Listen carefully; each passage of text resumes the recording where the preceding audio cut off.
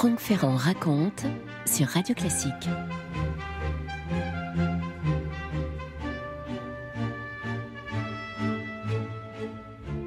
Les guerres de la Révolution et surtout celles de l'Empire ont complètement bousculé l'ordre établi en Europe et notamment sur les ruines du Saint-Empire romain germanique. S'est créé en 1804 le tout nouvel Empire d'Autriche. Et nous sommes maintenant à la fin du mois de novembre 1805 dans cet Empire d'Autriche, pas loin de la ville d'Olmütz. L'armée russe est rassemblée dans un camp qui est bien fortifié. Le commandant en chef de cette armée accueille le tsar Alexandre Ier qui vient assister à ce qu'il estime être la plus grande victoire à venir de son règne. C'est comme ça que les choses doivent se présenter en tout cas. Et le commandant en chef dont je vous parle, c'est le maréchal Koutouzov. Le tsar règne sur la Russie depuis 4 ans maintenant. Il y a quelques mois, il avait nommé Koutouzov donc à la tête de son armée. Koutouzov, réputé le meilleur officier parmi tous les grands officiers russes, le plus ancien, le plus blessé. Il avait été lui-même formé par Souvorov, un des plus grands généraux russes du siècle précédent. On disait qu'il n'avait jamais connu Souvorov une seule défaite dans toute sa carrière, vous imaginez. Koutouzov était donc son héritier. Longue carrière qui lui a valu, c'est vrai, quelques blessures, notamment au visage, ce qui se voit beaucoup et pose son homme généralement. Il avait perdu notamment un œil au combat et il a été blessé à la mâchoire également. Koutouzov a 58 ans à ce moment-là et il accueille le tsar dans sa tente de commandement. Imaginez, ça ressemble plus à un palais d'étoffe qu'à autre chose. Alexandre Ier apprécie assez peu ce maréchal Koutouzov. Quand je dis qu'il l'apprécie assez peu, il éprouve même une forme d'aversion à son égard. Il faut dire que Koutouzov n'est pas tout à fait ce qu'on pourrait imaginer en termes de parangon de vertu. Il multiplie les excès. On voit d'ailleurs que c'est un homme en fort surpoids. Il y a sous sa tente souvent de jeunes demoiselles qui entrent tard la nuit. Et puis Alexandre trouve ce Koutouzov trop peu offensif dans une campagne où il faudrait au contraire se montrer bien plus offensif face à Napoléon. Koutouzov n'en est pas moins populaire auprès des soldats comme auprès de la population qui salue la retraite qu'il vient de mener sur 400 de nos kilomètres en perdant très peu d'hommes. Napoléon a remporté la bataille d'Ulm contre les forces autrichiennes et puis alors qu'il était en infériorité numérique, le maréchal a dû donc faire cette espèce de retraite au dernier moment en incorporant, à mesure qu'il avançait ou plutôt qu'il reculait, en incorporant les restes de l'armée autrichienne. Alexandre Ier veut livrer une bataille le plus vite possible. Koutouzov pense qu'il faudrait encore prendre le large, qu'il faudrait reculer, conduire Napoléon jusque dans les Carpates, dans les profondeurs de la Galicie. Sauf que le tsar ne veut pas entendre parler de ce genre de reculade et il se fait une joie de contredire ce commandant qu'il n'aime pas. Il faut combattre, ordre de l'empereur, enfin de l'empereur de toutes les Russies. Pourquoi est-ce que Alexandre Ier est à ce point sûr de la victoire ? Eh bien, il faut vous dire que depuis près de 50 ans, les armées russes ont enchaîné les victoires. Elles sont de plus en plus fortes partout en Europe. Elles ont absorbé une bonne partie de la Pologne, remporté toutes sortes de victoires contre l'Empire ottoman. Et maintenant, c'est bien Napoléon que le tsar veut combattre. Koutouzov, lui, est plus réservé. Je ne dirais pas qu'il est plus frileux, mais disons qu'il a une meilleure connaissance sans doute de la réalité des forces en présence. Il sait que la grande armée, quand elle avance, se révèle invulnérable, tout simplement. Le tsar ne veut rien entendre. Il méprise Koutouzov, je vous l'ai dit. Il ne le convie même pas aux rencontres qu'il aura avec l'empereur d'Autriche et son état-major pour préparer la prochaine bataille. Bon, la prochaine bataille, est-ce que j'ai besoin de vous donner son nom ? Ce sera bien sûr Austerlitz. Franck Ferrand sur Radio Classique. Défaite écrasante pour l'Autriche et la Russie. Koutouzov refuse d'assumer la paternité de cet échec. Le tsar voudrait bien sûr qu'il endosse cet échec, mais il n'en est pas question de la part du commandant russe. Le 3 décembre 1805, donc juste au lendemain de la défaite, les Autrichiens négocient la paix avec l'empereur des Français, tandis que les Russes, eux, évacuent l'Autriche. Le tsar retire à Koutouzov son commandement. Il le nomme gouverneur militaire de Kiev, autant dire une espèce d'humiliation pour l'éloigner de la cour et pour n'avoir même plus à penser à son revers militaire. Les spécialistes de l'armée russe reconnaissent en général que Koutouzov a commis une grave erreur dans la campagne qui vient de se terminer par cette défaite. Le maréchal, trop souvent, a agi en courtisan. Il n'a pas suffisamment lutté contre les volontés du tsar. Ça aurait été son rôle, normalement, en tant que commandant en chef, de dire le fond de sa pensée, d'affirmer qu'on n'était pas aussi sûr qu'on le disait face à Napoléon. Mais il ne l'a pas fait. Et le tsar l'a donc mis de côté et il va rester comme ça dans une espèce de semi-retraite pendant 6 ans, Koutouzov. Il réside à Vilna, autant dire l'actuel Vilnius. Il est gouverneur général de la Lituanie en 1809. Je cite Natalia Griffon de Plaineville dans Les généraux russes contre Napoléon. Pendant 2 années, entre 1809 et 1811, Koutouzov réside à Vilna, absorbé par les affaires administratives de sa province, nous dit-elle. Quoique constamment endetté, il se voit obligé de dépenser des sommes faramineuses pour un train de vie princier indissociable de sa haute fonction. Bals, réceptions, fêtes se succèdent dans un kaléidoscope étourdissant, éprouvant la santé du vieil homme perclus de rhumatisme. À peine trouve-t-il le temps de visiter ses domaines, mal gérés en son absence et qui ne lui rapportent pas beaucoup. Sa famille lui manque. En janvier 1810, il avoue dans une lettre à sa fille Elisaveta « La vie que je mène commence à m'ennuyer beaucoup malgré ma gaieté naturelle. Éloigné de tout ce qui m'est cher, je sens que la vieillesse demande à être entouré de ses proches. » En 1811, Koutouzov est appelé à participer à la guerre qui oppose les Russes et les Turcs. Le tsar, qui se doute d'un conflit à venir avec la France, a l'intention de battre dans un premier temps les Turcs sur le Danube. Alexandre Ier fait appel à Koutouzov pour cette mission, lui qui a beaucoup combattu dans la région dans les années, alors là ça nous remonte beaucoup plus loin, en 1780. Koutouzov se rend sur place, puisque c'est un ordre du tsar, mais il s'y rend entraînant les pieds. Et il va quand même remporter 2 grandes victoires en juillet et en octobre 1811. Il parvient également à négocier une paix avantageuse pour la Russie en mai 1812. Vous avez entendu la date, mai 1812, autant dire qu'on est 1 mois avant le début de la campagne de Russie, celle que va mener Napoléon. En août de cette même année 1812, alors que Napoléon, cette fois, progresse déjà en territoire russe, Alexandre Ier réunit tout l'état-major pour nommer un commandant en chef unique des armées russes. Alors on évoque des noms, les uns sont balayés, les autres sont mis en réserve, on tourne, on se rapproche, si je puis dire, du vieux Koutouzov. Même le tsar est obligé de... Bien, il râle, Alexandre Ier, mais il est obligé de s'y faire. Celui qui aura pour mission de stopper Napoléon et sa grande armée, ce sera bien Koutouzov. Vous écoutez Radio Classique. 1812, le tsar Alexandre Ier est donc bien obligé de céder. Koutouzov se retrouve à la tête de l'armée russe parce que c'est l'opinion commune qu'il est le seul capable de tenir tête à Napoléon. Et Koutouzov sait que cette mission va être très difficile. La grande armée est réputée invincible sur le champ de bataille et elle l'est davantage quand c'est Napoléon en personne qui vient la commander. Koutouzov est à Saint-Pétersbourg, bien sûr. Il se rend à la cathédrale Notre-Dame de Kazan pour prier une icône miraculeuse.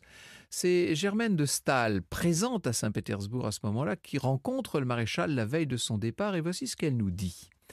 C'est Germaine qui parle.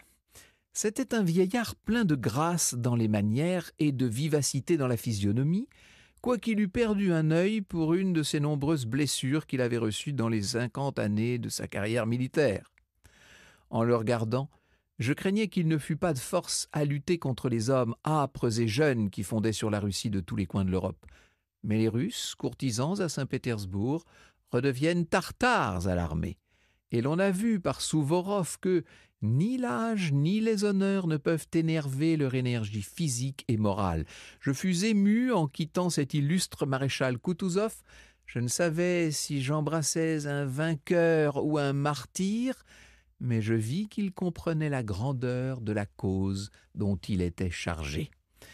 Et Koutouzov, c'est vrai, sur son chemin est acclamé par un peuple que viennent grossir des régiments qui veulent absolument l'applaudir. Pour le moment, les troupes russes qui font face à la Grande Armée reculent, évidemment. Il n'y a pas encore de bataille décisive. Comme à Austerlitz, Koutouzov n'a pas du tout l'intention de privilégier la bataille rangée. Il sait que ses maréchaux et que ses troupes sont moins aguerris que ceux et celles de Napoléon.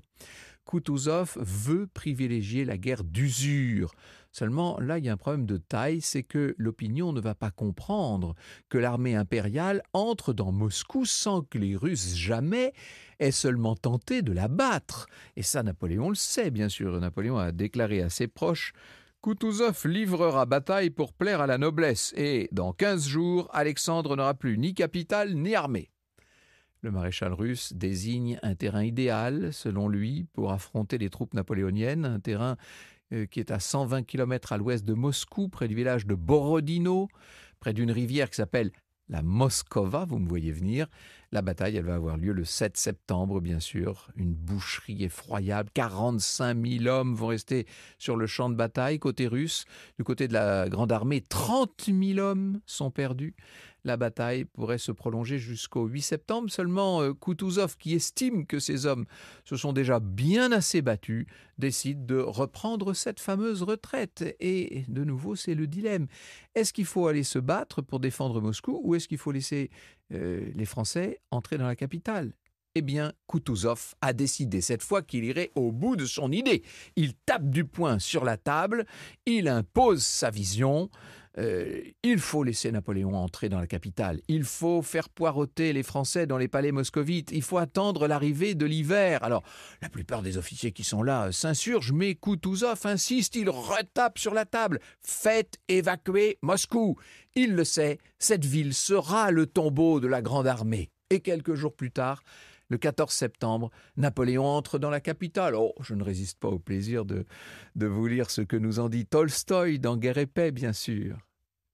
À la même heure, Napoléon, à cheval au milieu de ses troupes, examinait du haut de la montagne Poklonaya le panorama qui se déroulait devant ses yeux. Du 7 au 14 septembre, depuis Borodino jusqu'à l'entrée de l'ennemi, pendant toute cette semaine mémorable et agitée, il faisait à Moscou ce beau temps d'automne qu'on accepte toujours comme une agréable surprise alors que les rayons du soleil bas à l'horizon scintillent dans l'air pur en éblouissant la vue et projettent une chaleur plus forte qu'au printemps. Alors que la poitrine se gonfle et se dilate en aspirant les brises parfumées, alors que les nuits sont encore tièdes et que leurs ténèbres s'illuminent d'une pluie d'étoiles dorées dont le mystérieux spectacle effraie les uns et réjouit les autres, la lumière du matin inondait Moscou d'un éclat féerique. Étendue au pied de la Poklonaya, avec ses jardins, ses églises, sa rivière, ses coupoles brillantes comme des lingots d'or aux rayons du soleil, ses constructions fantastiques d'une architecture étrange, la ville semblait vivre de sa vie habituelle. Napoléon éprouvait en la contemplant cette curiosité inquiète et pleine de convoitise que provoque chez un conquérant l'aspect de mœurs inconnues et étrangères. Il constatait dans cette grande cité une exubérance de vie dont il distinguait du haut de la montagne les indices infaillibles et il entendait, pour ainsi dire, la respiration haletante de ce grand corps étendu devant lui. Franck Ferrand sur Radio Classique. Napoléon est à Moscou avec ses troupes et il attend le message du tsar pour entamer des pourparlers de paix. Seulement, rien n'arrive et voilà que des flammes embrasent la capitale dans plusieurs quartiers à la fois. Koutouzov a établi son camp à 100 km au nord de la ville et il fait ce qu'il sait faire. Il temporise Koutouzov. Les subalternes continuent de se plaindre évidemment de sa passivité. Lui dort beaucoup, il prolonge ses dîners et des Moldaviennes continuent de venir passer la nuit avec lui dans sa tente. Alexandre Ier est inondé de lettres de scandale qui réclament la mise à pied de Koutouzov et le tsar sait pas trop ce qu'il doit faire. Est-ce que changer le commandant en chef unique des armées russes juste à ce moment-là ne provoquerait pas chez les soldats une certaine consternation ? Après tout, on l'apprécie, Koutouzov. Le 18 octobre, alors que le tsar est enfin décidé à lui écrire pour le démettre de ses fonctions, voilà que l'on apprend que les Français commencent à évacuer Moscou. Mais oui, Koutouzov a eu raison, et quand il apprend cela, le maréchal se tourne vers une icône et les larmes aux yeux, il dit « Maintenant, la Russie est sauvée ». Seulement, Koutouzov, de nouveau, va se mettre à dos les officiers qui l'entourent. Ils sont de jeunes généraux qui rêvent de gloire, évidemment, et de victoire contre la Grande Armée, qui rêvent tout simplement de faire ce que fait Napoléon ailleurs. Sauf que Koutouzov ne veut plus de ces grandes batailles contre une armée indestructible. Ce qu'il veut, c'est continuer à l'user, cette armée. Je cite Natalia Griffon de Plaineville. Les jeunes officiers, c'est un ouvrage, entre parenthèses, qui vient d'être publié, là, qui est passionnant. Les jeunes officiers le blâment parce qu'ils réfrènent leur ardeur sans réfléchir que la famine, le froid, les distances, les partisans et les cosaques détruiront l'armée de Napoléon plus sûrement que les batailles rangées. Dans sa vision stratégique, le feldmaréchal veut conserver l'armée et proclame qu'il ne donnera pas un Russe pour 10 Français. « Nous ne pouvons pas arriver à la frontière les mains vides », explique-t-il. Par ailleurs, il ne voit que trop bien les faiblesses des troupes russes encore incapables d'effectuer des manœuvres savantes en face des guerriers expérimentés de la Grande Armée. Il ne veut donc agir qu'à coup sûr et se garde de commettre une faute dont son adversaire, un génie militaire, ne manquerait pas de profiter. Sa vision va bien au-delà d'une gloire immédiate de remporter quelques succès, car il lui importe avant tout de conserver l'armée avant d'atteindre la frontière, argument de poids en face de l'Europe coalisée qui serait ainsi amenée à respecter la Russie. Sans armée, les Russes ne seraient que des auxiliaires des Prussiens et des Autrichiens dans une nouvelle campagne contre Napoléon. C'est ainsi qu'il poursuit son idée de faire un pont d'or à l'ennemi sans faire attention à tous les censeurs qui l'insultent. Et la bataille, ça va être celle de la Bérésina, bien sûr. Quand il arrive devant cette rivière, il voit les Français qui construisent des ponts pour la traverser. Les armées russes, à ce moment-là, vont pouvoir enfin se jeter sur les Français. Il manque quand même de capturer le gros des troupes et surtout l'empereur lui-même. Franck Ferrand sur Radio Classique. La Bérésina, contrairement à l'image qu'on en a en France, est une défaite pour l'armée russe. Mais peu importe, le destin de la Grande Armée est le même. Des 500 000 hommes qui avaient pénétré en Russie quelques mois plus tôt, moins de 30 000 repasseront le Niémen dans l'autre sens, avec Joachim Murat à la tête de l'armée. En décembre 1812, Koutouzov arrive à Vilna. Il retrouve le lit qui était le sien quand il était gouverneur général de Lituanie. Il s'effondre de fatigue. Il est victorieux. Et pour les soldats, pour le peuple russe, il devient un symbole de victoire. Il a gagné Napoléon à l'usure, au prix, c'est vrai, de la destruction complète de Moscou. Certes, les subordonnés de Koutouzov le détesteront toujours autant, lui reprochant cette passivité. Mais qu'est-ce que vous voulez ? Lui a réussi et ce sont des honneurs qui pleuvent maintenant sur lui. Il est fait prince de Smolensk. Il reçoit la grande croix de Saint-Georges sur un plateau d'argent. Le tsar l'apprécie très peu. Ce vieillard a raison d'être content. Le froid l'a bien servi, dit Alexandre Ier. Mais qu'importe, il a gagné. Alors, on dirait la guerre n'est pas terminée. En 1813, ce sont les États allemands qui se soulèvent, avec à leur côté la Prusse et l'Autriche, auxquels il va falloir ajouter les soldats russes dont Koutouzov a soigneusement pris le soin d'épargner la vie. En vérité, Koutouzov veut toujours éviter la guerre, mais Alexandre Ier, lui, a bien l'intention de compter parmi les libérateurs de l'Europe. Alors il va imposer Koutouzov à la tête des armées russes et prussiennes. Et Blücher et le roi Frédéric Guillaume de Prusse perçoivent ce grand maréchal comme le chef naturel, sauf que Koutouzov est affaibli. La maladie le ronge, les déplacements l'épuisent. Il s'arrête en Silésie le 18 avril 1813 et il y mourra 10 jours plus tard. Il ne connaîtra pas, Koutouzov, ce qui paraît incroyable, les grandes victoires qui mettront fin à l'épopée napoléonienne. Toute sa fortune, il l'allèguera à sa fille qui s'appelle Praskovia, et sa fille qui va épouser un certain Féodor Tolstoï. Vous écoutez Radio Classique.